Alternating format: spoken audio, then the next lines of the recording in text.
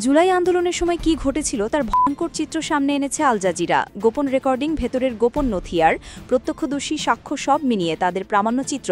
হাসিনা জুলাইয়ে ৩৬ দিন প্রামাণ্যচিত্রটি উন্মোচন করেছে শেখ হাসিনার শাসনের শেষ ৩৬ দিনের ভয়ঙ্কর বাস্তবতা। আল জাজিরার ইনভেস্টিগেটিভ ইউনিটের এই প্রামাণ্যচিত্রে দাবি করা হয়েছে শেখ হাসিনার সরাসরি নির্দেশে জুলাইয়ের ছাত্র আন্দোলনে হামলা চালানো হয়। গোপনে রেকর্ড করা একাধিক ফোন আলাপে তিনি ছাত্রদের উপর চালানোর ওপেন অর্ডার দেওয়ার কথা বলেন। এমনকি হেলিকপ্টার থেকেও চালানোর নির্দেশের প্রমাণ মিলেছে বলে জানিয়েছে আল জাজিরা।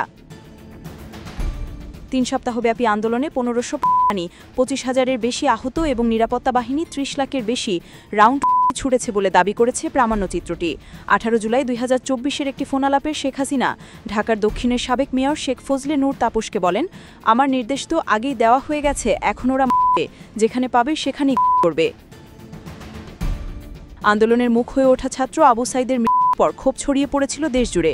আল জাজিরার দাবি, সরকারের হুমকি ও ঘুষে পোস্টমর্টম রিপোর্ট ৫ বার পরিবর্তন করা হয় ও উল্লেখ মুছে ফেলা হয়।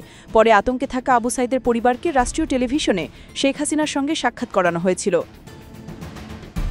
ফাঁস হওয়া গোপন নথিতে আরও উঠে এসেছে কিভাবে শেখ হাসিনার সরকার ইন্টারনেট বন্ধ করে সহিংসতার ছবি ও তথ্য বিশ্ববাসীর কাছ থেকে গোপন রেখেছিল। তবে আওয়ামী লীগ এই রেকর্ডিং ও অভিযোগ অস্বীকার করেছে। তাদের দাবি, শেখ হাসিনা কখনো প্রাণঘাতী অস্ত্র ব্যবহারের নির্দেশ দেননি এবং ইন্টারনেট বন্ধ হয়েছিল আন্দোলনকারীদের ভাঙচুরে অবকাঠামো ক্ষতিগ্রস্ত হওয়ায়।